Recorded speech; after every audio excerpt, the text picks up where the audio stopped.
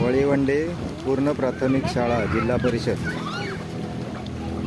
यांच्यातर्फे भात लावणी करण्यासाठी सर्व विद्यार्थ्यांना घेऊन दत्तू सावंत यांच्या घराजवळील शेतामध्ये सध्या संपूर्ण भारतामध्ये पावसाचा खंड पडलेला असल्यामुळे आज तुषार सिंचन व विहिरीतील पाण्याच्या सहाय्याने भात लावणी करत आहे आणि आपल्या पुढच्या पिढीला भात लावणी भात शेती याबद्दल आवड व्हावी यासाठी हा शाळेचा स्तुत्य उपक्रम आहे।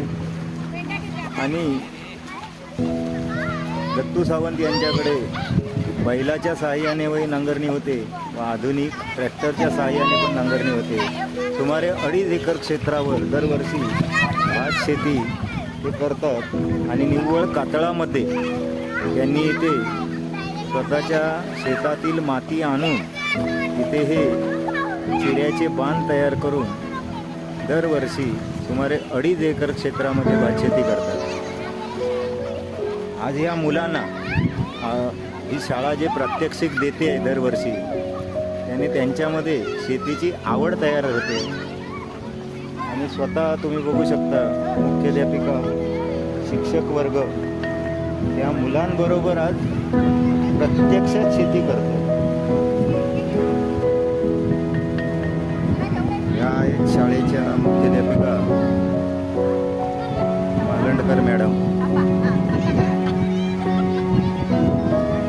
आज त्या स्वतः लावणी करतायत आणि विद्यार्थ्यांना मार्गदर्शन करतायत जेणेकरून ही पिढी पुढची पिढी शेतीसाठी स्वयंपूर्ण व्हावी व शेतीची त्यांना आवड निर्माण व्हावी यासाठी। आणि मुलं पण बघा किती शांतपणे व आपुलकीने काम करतात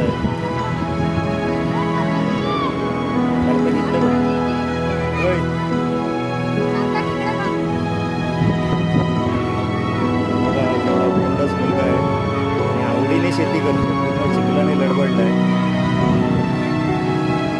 हे सुख पुण्या मुंबईतील चाकरमानीच्या मुलांना मिळू शकत नाही। याच्या अगोदर जेव्हा गिरणींचं साम्राज्य होतं मुंबईमध्ये तेव्हा चाकरमानी खास गावावरून तेव्हाची पिढी लावणीसाठी इथे येते।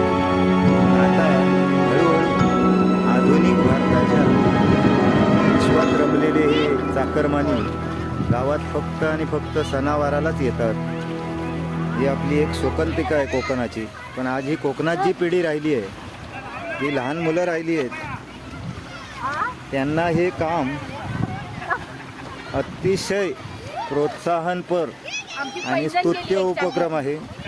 हे शिक्षक वर्ग स्वतः होऊन स्वयंपूर्णेने आणि करतात। हे आमच्या शाळेचा सगळा शिक्षक वर्गाचा पण आम्ही अभिनंदन करतो आणि खरोखर मानलं पाहिजे कारण ही वळीवंड्याची शाळा ही एक कुटुंबासारखी सर्व पालक विद्यार्थी माजी विद्यार्थी सर्वजण यामध्ये वावरत असतात। आणि हे दत्तू सावंत माजी विद्यार्थी संघाचे अध्यक्ष आहेत, भूतकरू शेतकरी आहेत आणि सर्वांसाठी पुढे पुढे करणारे धावणारे सर्वांसाठी आपलं समजून काम करणारे असे हे। आणि ही भावी पिढी आज अशीच पुढे शेतीसाठी प्रोत्साहित करणं हे खूप काळाची गरज आहे कारण सगळ्यात एकच व्यवसाय जो आहे त्याला कधीच मरण नाही तो म्हणजे शेती।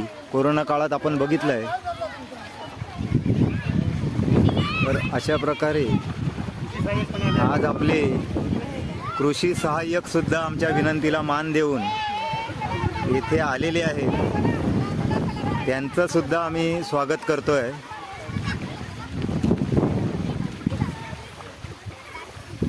त्यांच्याकडे सध्या SIRचा बोजा असताना सुद्धा पीक नुकसान भरपाईचा बोजा असताना सुद्धा आपला वेळात वेळ काढून इथे आले त्याबद्दल कृषी सहाय्यक यांचं आम्ही जाहीर आभार मानतोय कारण मुलांना हे प्रोत्साहन देणं गरजेचं आहे। आजच्या या आधुनिक युगामध्ये आज ही कातळामध्ये देवगडच्या कातळामध्ये पाण्याची कोणतीही उपलब्धता नसताना फक्त विहिरी आणि बोरिंगच्या सहाय्याने हे दत्तू सावंत 2.5 एकरामध्ये स्वतः शेतातील माती टाकून हे करतात. आणि लोकांकडे आज शेती चांगली असून ओस पडत चालली आहे, कारण आम्ही आधुनिकतेच्या जगाकडे चाललो आहे. आमच्या मुलांना पिझ्झा बर्गरची संस्कृती शिकवतो आहे आणि फक्त सणावाराला गावी यायचं हे कुठेतरी थांबलं पाहिजे. तर हा असा सर्व आज बघताय तुम्ही, याबद्दल सर्वांचेच जाहीर आभार आणि सर्वांना हार्दिक शुभेच्छा देतो आहे त्यांच्या ह्या कार्यात असेच यश मिळवून देत. धन्यवाद.